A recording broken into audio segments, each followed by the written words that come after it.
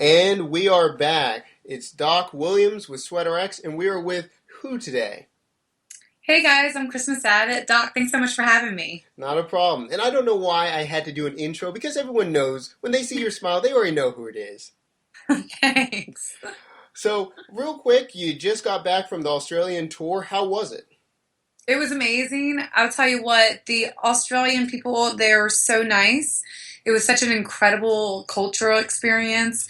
It honestly made me want to be nicer in my everyday life, just because their hospitality was out of this world. It was really incredible. Excellent. Now, how many miles did you go when you were in Australia? Did you stay in one place, or how were you all over that continent? What was going on? So I was pretty much along the East Coast. I started in Melbourne, went to Sydney, and then finished up in, where did I finish? Brisbane. Ah, Yeah. And then, subsequently also went to the Great Barrier Reef in Townsville and then Byron Bay and just had really as much as I could, like a great time with tons of work, but lots of play as well. So if it's equivalent to our East Coast, going from like Florida to North Carolina or DC. mm-hmm. Okay, that's It was still. definitely a flight in between each city. Oh man, yeah. That's still a hike for sure going over there. Yeah, it was a 15-hour plane ride from LA to Melbourne. 15 hours. I slept half of it, but it was pretty incredible. So, how long did it take you to get back from your jet lag? Well, I hit the ground running, as I usually do, and it took me a little bit longer to get back than it was to adjust to Australian time. Yeah, We're 17-hour time difference. It's crazy, 17 hours. But it took me probably about a week and a half. yeah. Yeah. That, Some oh, of the other people bounced back faster, but they were younger. yeah. They got more spirit. That's all right. Yeah. So, as you're on this journey, because like you've been saying, you're all over this place. Could you tell us about the change from you kind of just starting this program and then having it go as a seminar and then now you're a globetrotter? Like how did that happen? It happened really organically, which I'm proud of. But ultimately, this is the way that I've been eating for the last 11 years or so. Right after I discovered CrossFit, I discovered that fueling your body made a difference on your performance and ultimately your aesthetic as well. So I just kind of ate this way for a while. Other people would ask me, and it helped me develop the program over the last decade. And through that, I spawned the seminar, which was and still is hugely successful. I love it because I get to interact personally with everybody. I get to hear their stories, and I love the book, but I really love the seminar. It's just a really great way for me to connect with the community on an individual basis, and it just makes me so happy. So the seminar has been doing great. I've been doing it for close to 3 years. And from that, somebody asked, hey, would you ever be interested in writing a book? And I said, what do I have to write about? And they were like, well, what about this nutrition thing that you do? And I was like, well, that's a seminar. It's not a book. And, it just took me kind of knowing that it's not out there. I'm putting it out there already in another format. So why not write it? I'm not classified as a strong writer. Yeah. So I collaborated with somebody who was a strong writer and told her everything. And then she put it into a very comprehensive format and spawned a national best-selling book. That's excellent. And so you've been, and you know what? I'm glad that you mentioned that. Really, you put in the time for 3 years leading up to this. So sometimes people see, oh my goodness, Christmas is doing all these things. Could you talk about those 3 years? Was it just easy? Nothing's ever easy. That's always subjective. But it was natural and organic. I kept getting a lot of emails and inquiries about my diet and nutrition, and I kept writing these people, and I automatically assumed that what I knew they already knew, because my introduction to fitness was so late in the game. I didn't find it until my early slash mid 20s. And here I am in my 20s, and I just assumed that everybody that was already in the fitness world knew 10 times more than what I knew. Yeah. You know, what new did I have to bring to the table? But that was actually quite untrue. There's so much information out there that it's very hard to decipher what works and what doesn't. And through this process, I used myself as a guinea pig. And like I said, it wasn't the 3 years that built it. It was the last 10 years that I've been doing this that made that foundation. And it's the same concept of like 10,000 hours, 10,000 reps, Mm-hmm. that application.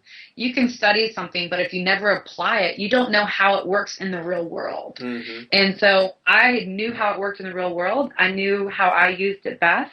And I knew that the other diet regimens out there or programs out there was a one size fits all. And it frustrated me because I didn't find what I wanted until I developed what I needed.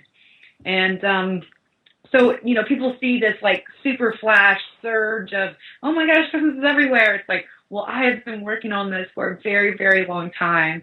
And, the success right now is visually it's the tip of the iceberg, but fundamentally it's been building on for years and years and years. And it's just like, you see somebody go to the games or you see somebody be successful, pretty darn successful in something specific. Yeah. And you don't know the hours of training or the years of patience that they put into it to get to that goal. Yeah, that's very true. I'm excited about it. But it's good. And so touching upon that in a little bit, because it's been building, how have you grown as a person and how's your brand grown in the last year? Time management and building your team is so crucial. There's been lots of reaching out for sponsorship opportunities, collaborations, and, even if you decide that that's not the route that you want to go, you need to make sure that you still have a good working relationship with that. You shouldn't burn bridges just to burn bridges. Yeah. Or just because you don't believe in what they're doing right now, or if it doesn't fit into what you can do with them right now. I have a slew of people that I say hello to or just text to say, hey, how you doing? But technically they're a competitor. But that just because they're a competitor doesn't mean that I have to have a disdain for them. I actually want to, collaborate with them and make something bigger than what we have ourselves. Mm-hmm. So it's interesting, building your team is important. I just recently did a huge revamp with my team, and so I'm excited about what the next year is going to come, but having people know what you stand for and will, stick to what you believe in and, kind of speaking your voice is huge, but also kind of call you on your shit. Yeah. Yeah. Not be like a yes ma'am kind of person, Yeah. You need to have somebody that play that devil's advocate as well. That's excellent. Now, with that, how did you start building your team? I started with a personal assistant just because I couldn't keep up with my own shit. Mm-hmm. And it was really just because I was like, oh man, all of these smaller tasks throughout my day that take away my time where I could actually be writing emails or, working with this person or working on this collaboration. So really it is the fundamental of I hire out what takes away time from me focusing on what I'm doing and my ultimate goal and my core values. So, yeah, I have somebody come clean my house like once a month or once every 2 weeks because for me, it's like I do cleaning for therapy, but if I come in and, I have a lot of work to do or clean my house, I can't sit down and work diligently without knowing that my house is clean. Yeah. So for me, it's easier for me to go ahead and pay for that service to be done. I can come home, focus on my work, and then ultimately I'm not as stressed out and I actually produce better work. So that's a huge time management component and just finding out what your values are and what your time is actually worth. So it sounds like you've been building a lot of systems to make yourself more efficient. It's so important for systems. I have a weekly ops meeting with my right hand girl. I have another girl that comes in and preps all the pictures. You have to have that system, and you have to keep your finger on the pulse. Yeah. You have to constantly spot check just to make sure that things are running properly. So it gives me the confidence that if I don't spot check for a week, then I know out of the history that we've created that they're doing what they're supposed to be doing. Excellent. And Now, the systems are working correctly. yeah, yeah. Now, as you've been building and doing all this for the last year, what was your most memorable moment while you've been on the road at seminars? Oh man, there's a couple really amazing ones. One particularly that stands out to me, and this wasn't at a seminar. This was at regionals last year. So I'm very open about my past. I think that it's important for me to be able to show that I have skeletons in my closet, and that you don't have to be perfect to be able to change your life. I was an groomed athlete. I struggled with drugs and alcohol for a long time, early part of my life. And, I voiced that story because people need to understand that it doesn't matter what cards you're dealt, you can still change your hand. And through that, I had one girl come up to me during regionals, and she said that she had gotten a day pass and that she was there and she just wanted to meet me, and that she didn't CrossFit, she didn't work out right now, but she had read my story and she found inspiration from my struggle for her to go to rehab for crystal meth.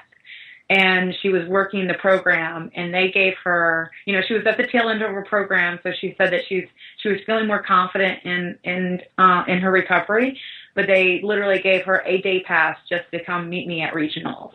And what I love especially about that story is that, she was a clear on addict, and she found that little sliver of inspiration from somebody else's story. I call that external inspiration. Mm-hmm. And for that, she changed her life. So her story is now going to empower somebody else to be able to change theirs. And it was just really incredible. It literally chokes me up every time I think about it. And Christmas, that is a powerful. How do you try that? Yeah, you can't. When you hear stories like that, what does that motivate you to do? It motivates me to be able to push them to tell their story. I have my own story, and I've been vocal about it. And I was vocal about it because I didn't want to ever feel ashamed of my past, even though I'm not proud of it. I'm not ashamed of it. And I think that that's pretty powerful. And once you own what you've done and the decisions that you make in your life, that makes you even more powerful. And what I want to convey to people is that they have that choice for themselves. And if they have an incredible story, one person lost 100 pounds over a year on this program. And she's like, I tell people your story all the time. I'm like, stop telling them my story. Tell them your story, because you are the one that has firsthand experience with this struggle. And I've never been grossly overweight. So I don't have that, that depth of understanding that you have, and then you're going to be able to relate to more people more than I can. So I'm a huge advocate of it doesn't have to be polished. It doesn't have to be public. Just share it with people, and they'll find inspiration. Excellent. Now, as you're hearing about all these stories, do you ever keep in touch with any of the ones that email you or come up to you at events? Yeah, I tell them, a lot of times people are scared to email you their story because, it's a very superficial relationship. But once I meet them and they're like, well, let me tell you about this. And then they tell me about it. And I'm like, please send that story to me. Please let me highlight you in my newsletter. Let me know how you're doing. And I want to know not just the beautiful things about it, like the success, the triumph of it, but ultimately I want to know, what did you have struggled with? What did you have struggles with? What did you really have to overcome, what did you find was like your largest demon? And what was it that you discovered in yourself that helped push you through that? And the psychological aspect of it is really what fascinates me because, physically we can eat XYZ and get a physical response. But it's the mental hold that people find putting themselves in that downward spiral or putting themselves above over the hill. Mm-hmm. So I do keep in touch with a couple of them. They'll email updates, and I get thrilled to hear about it. I wish they'd do it more. That's awesome. Now, you mentioned how the speaking engagements, doing the seminars, you gave us a small teaser. What's the plan for Christmas Abbott for the rest of 16 and going into 17? Dance parties all the time. Exactly. Yep. So this has really been a blessed year. Currently, right now, I'm doing the Oxygen Challenge, so that starts June 1st, and you can sign up for Team Christmas. That's 90 days of programming for workouts, recovery, and food. Awesome. And then I'm going to be your online coach. So that's huge for me. I'm so excited to be able to reach so many people directly. Otherwise, I'm actually working on my second book. And it is going to balance out I'm exploring the mental, the spiritual, and the body. So it's going to be kind of like the mind, body, spirit of developing good habits to see what your goal is, know where you are, create an awareness, and then implement the tools to help you get to that goal. So the second half of the year, I'm actually not traveling much at all. I'm just going to be kind of held up in a little beach house writing and putting things together. And then I'm also working diligently on a corporate wellness program that has been a huge passion of mine for a long time, but I just haven't been able to time manage that into my schedule yet. But it's coming. It's coming. So hopefully it'll continue. And of course, continue training. I have some goals for weightlifting this year, but just really kind of spreading the love of health and wellness. Excellent. Were you at Nationals the other week? I was not. I qualified, and then coming back from Australia, it took way worse toll on my body than I anticipated. So instead of putting myself at super heightened stress and cutting weight and lifting as heavy as possible with that process, I decided to remove myself from it. So unfortunately, I'm sad about it, but I'm actually happy about my decision. I feel good about it. Excellent. And you, like you just mentioned, you said you've got to keep yourself mentally in the game too. So that makes a lot of sense. Actually, real quick, before we wrap this up, thank you so much for the time.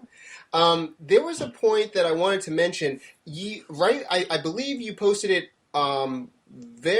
maybe 2 days after you got back from tour from Australia. You mentioned that possibly you were the balance had shifted and you might have worked too much, just a bit.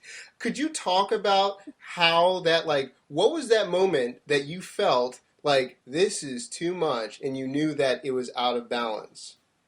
I flirt with that line all the time, and it's not because of any other reason other than I love what I do, and I want to know that I'm living up to my true potential. Now that comes with some sacrifice. So I'm knowing that by taking this more business associated route that I'm forfeiting the potential of going to the games, and I had to forfeit going to nationals this year. And so you have to make the sacrifices. What is your priority in life? What are you trying to accomplish this year and the next 3 to 5 years?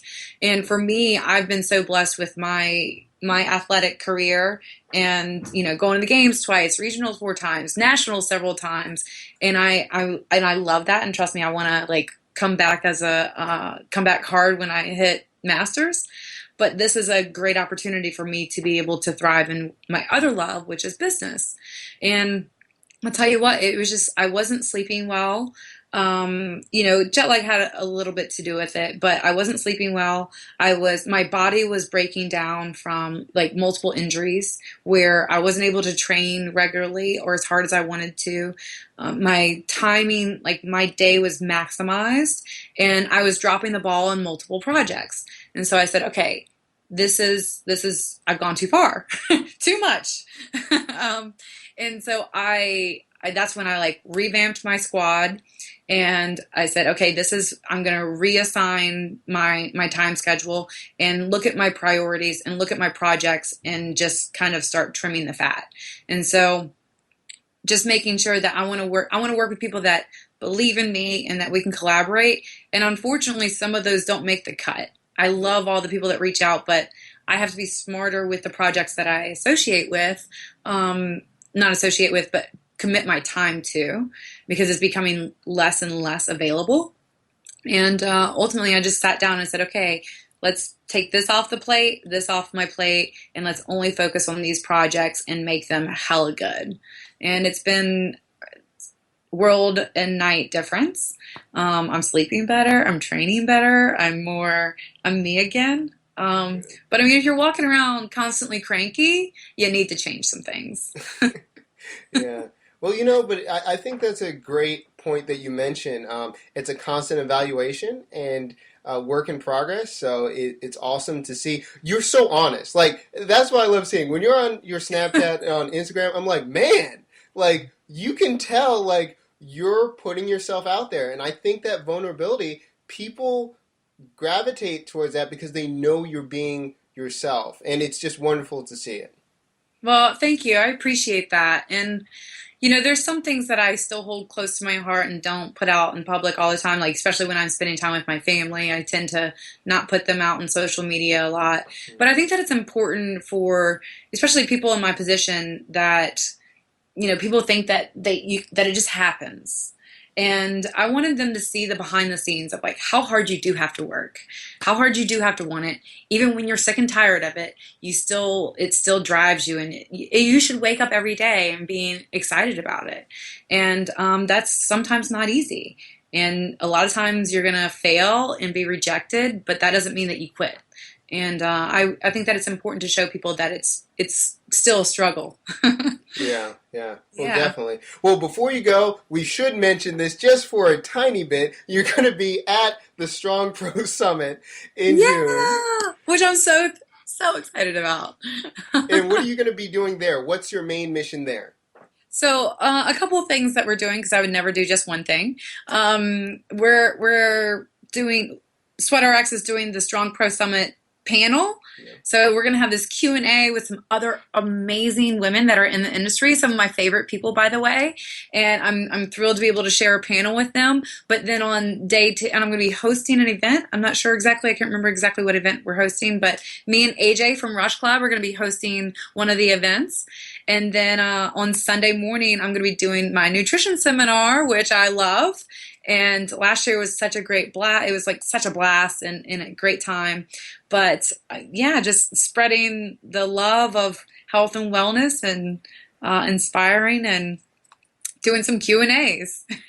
Gotcha. That is awesome. We cannot wait to see you. It's going to be June 3rd through the 5th in Toronto at the Metro Toronto Convention Center. And we can't wait to see you. Oh, by the way, Christmas, could I just share one story the first time we met? Yeah, please. We met at my first level 1 at Triton Cross. Yeah. What was it? Triton. Yep. In Alexandria, Virginia. Yeah. And I would just like to... And Chris and his wife own that one. Yep. That must have been what you got certified 4 years ago? Just about, yeah. Yeah. And there... Oh, go ahead. I was going to say, was that the day that we did that awful thruster and deadlift workout? This one, when I was at, it was, you did Fran. Yeah. But we didn't the trainers did this other workout that just annihilated everybody. It was like a posterior chain electrocution. See, you guys, I think you were trying to kill people in attendance. We do that. And I remember I was like, oh, there's Christmas Abbott, all this stuff. I was like, gotta look good, gotta do this friend. And I remember I had to do jumping pull-ups because I was so messed up. And I just drove home. My shirt was gone, pants gone, just driving home. And I was like, I don't want to go to day two. And, I and would say that you had a good time on day one. yeah, I mean, if you're driving home and you've lost clothes, it's a good time. it is. It was, but the problem was I was driving an hour and a half back. Oh Um, yeah, so with the Fran, with mm, the Fran arms. oh yeah, oh yeah.